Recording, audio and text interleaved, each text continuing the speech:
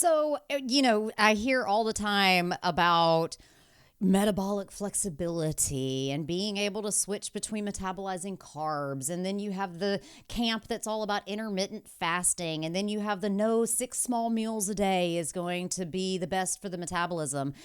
Has it been your conclusion that there is roughly one way that most people should eat to maximize our metabolism?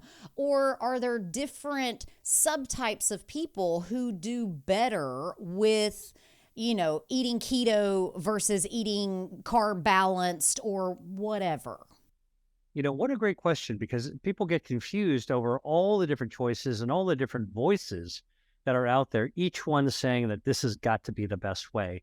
Um, I'll tell you how I come at this. I'm a scientist. I have a huge long background in the laboratory doing research work, and I'm also a medical doctor, a clinician, and I take care of real people. And here's what I do know from both science and my clinical background is that everyone is different. Everyone has their own set of circumstances that they've got to deal with, not just your preferences of food, but your circumstances of what you can get access to. And of course, your own health conditions that may exist at different points in your life. When you're younger, you may have one set of concerns.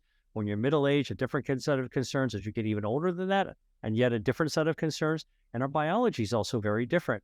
Our biology is different because although we're hardwired in all the same ways as humans, the journey we've taken throughout life actually causes different things to happen.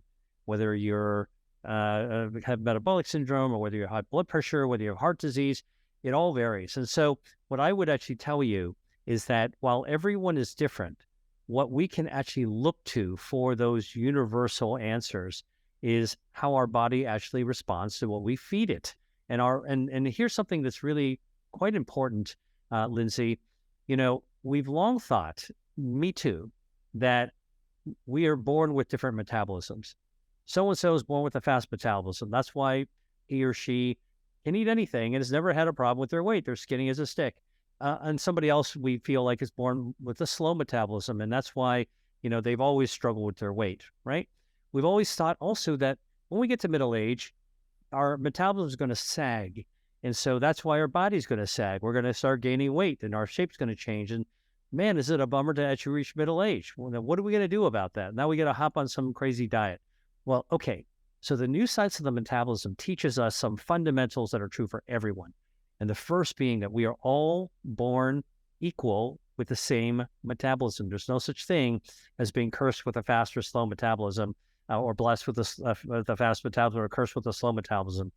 There was a study that was done just at the end of 2021 that was published in the journal Science, which reports on human discoveries, things that actually change the way that we view the world. And one of them is on metabolism.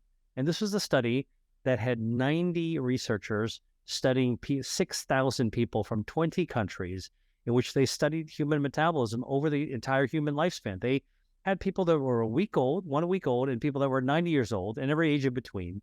And they studied them all the same way to see what was human metabolism like over the course of a lifetime. And the initial results were, in fact, that metabolism seems to be all over the map, just kind of like you would expect, right? However, we actually live in a modern era of supercomputing. And so what these researchers did was something very, very clever.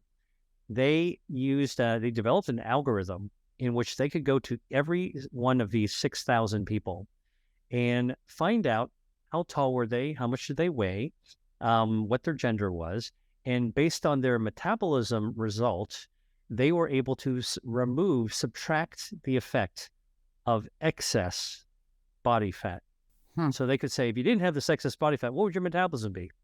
And guess what they found? When they actually removed the effects of excess body fat from 6,000 people, the metabolism that used to be all over the map suddenly was crystal clear. It was like pulling the cloak off the statue of David for the first time, for you to see how perfectly humans are designed.